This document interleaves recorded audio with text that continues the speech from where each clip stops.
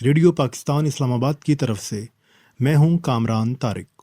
آج میں آپ کا تعارف کروانے جا رہا ہوں ایک ہمہ جہت ادبی شخصیت جناب ارشد چہل سے، جو شاعر، ڈرامہ نگار اور معروف ناول نگار ہیں۔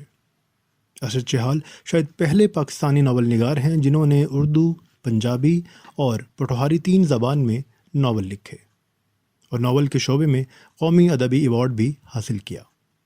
چیڑاں دی چھاں، دھندلے کوس، بیاڑ گلی اور کوکن بیر۔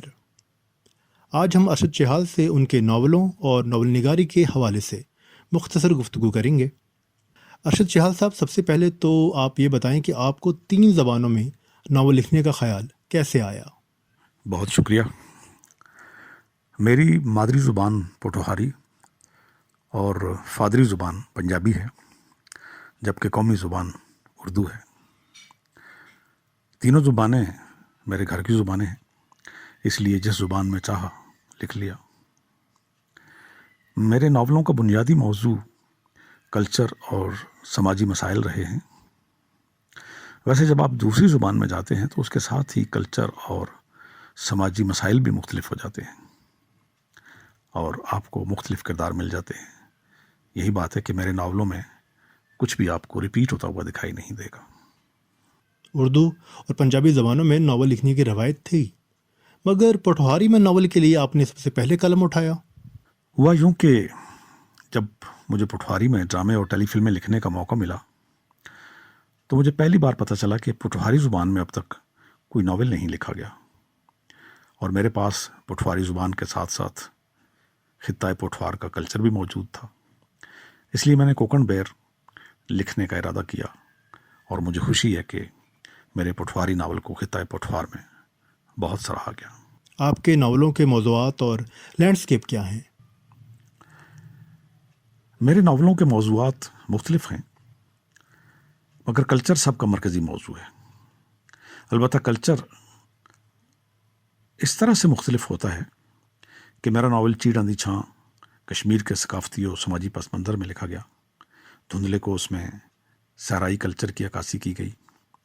بیاڑ گلی موسمیاتی تبدیلیوں اور ماحولیات پر مبنی تھا، جو برفانی علاقوں کے کلچر پر لکھا گیا، اور کوکن بیر پٹھوار کے کلچر پر۔ تو آپ یوں سمجھیں کہ گویا پاکستان کے مختلف علاقوں کے متنوع کلچر کی عکاسی میرے ناولوں میں کی گئی ہے۔ آپ کے نزدیک اچھے ناول کی کیا پہچان ہے؟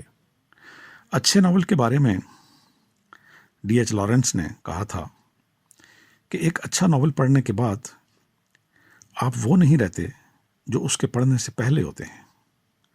آپ کی فکر، آپ کے رویوں میں کہیں نہ کہیں کوئی تبدیلی واقع ہو چکی ہوتی ہے، اور میں سمجھتا ہوں کہ یہی ایک اچھے ناول کی پہچان ہوتی ہے۔ ہمارے ہاں اب اچھے ناول کیوں نہیں لکھے جا رہے؟ جس طرح افسانہ ایک واقعہ، کردار یا کسی لمحے کی کہانی پر مبنی ہوتا ہے، اسی طرح ناول ایک مکمل زندگی، سماج اور کلچر کا متقاضی ہوتا ہے۔ ناول بہت مطالعہ، خاص طور پر کرداروں کا نفسیاتی مطالعہ اور واقعات کے منطقی سلسلے سے وجود میں آتا ہے۔ اس لیے ناول نگار کی کوئی بھی غیر سنجیدہ کوشش اسے ناول سے بہت دور لے جاتی ہے۔